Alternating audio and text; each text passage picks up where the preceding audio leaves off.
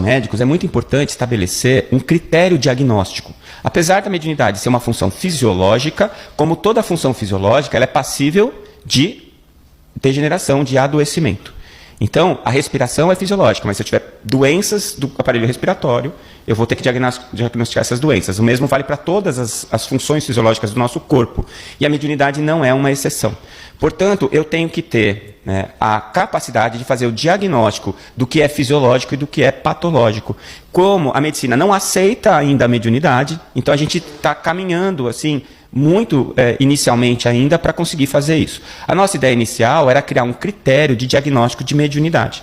Apesar de o Departamento de Psiquiatria da Associação Médica do Brasil já conseguir estabelecer critérios muito sólidos sobre a diferença entre uma alucinação e uma visão mediúnica, e eles têm colocado isso nos congressos de maneira muito consistente, muitas vezes nós ficamos em dúvida com relação ao que está acontecendo.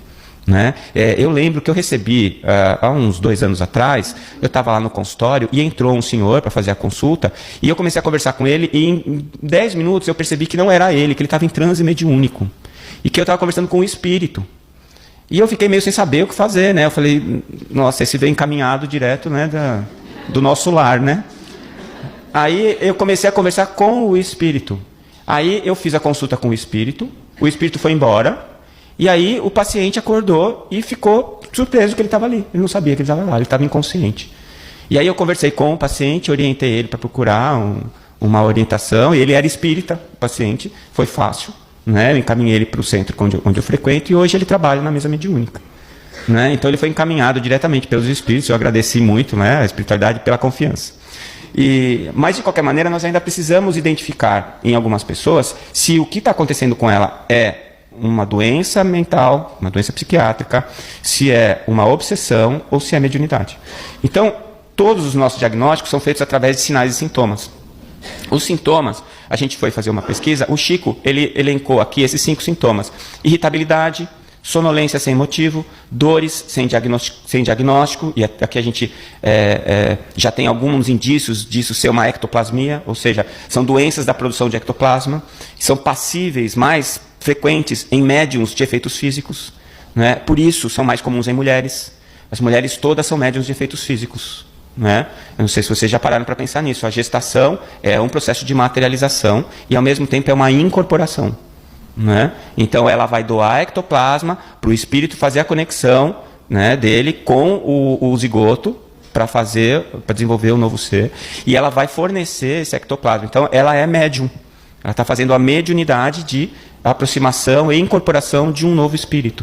Então, todas as mulheres produzem mais ectoplasma que os homens e, portanto, são mais passíveis das doenças causadas pela produção alterada ou equivocada do ectoplasma. Existem alguns indícios fortes de que a fibromialgia, por exemplo, seja uma disfunção da produção de ectoplasma.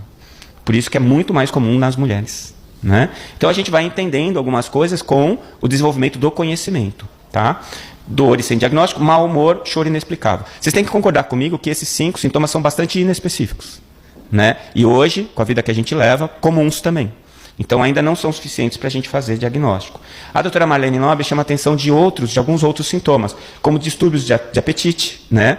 Comer demais ou parar de comer, distúrbios do sono, sonolência ou insônia, o sonambulismo. O sonambulismo é uma característica comicial, ou seja, ela é considerada pelos neurologistas como algo ligado à epilepsia ou um fator epileptoide.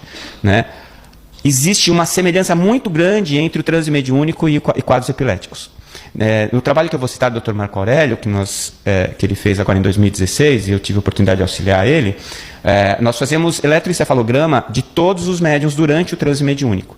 E a neurologista que lia o eletroencefalograma não sabia do que se tratava.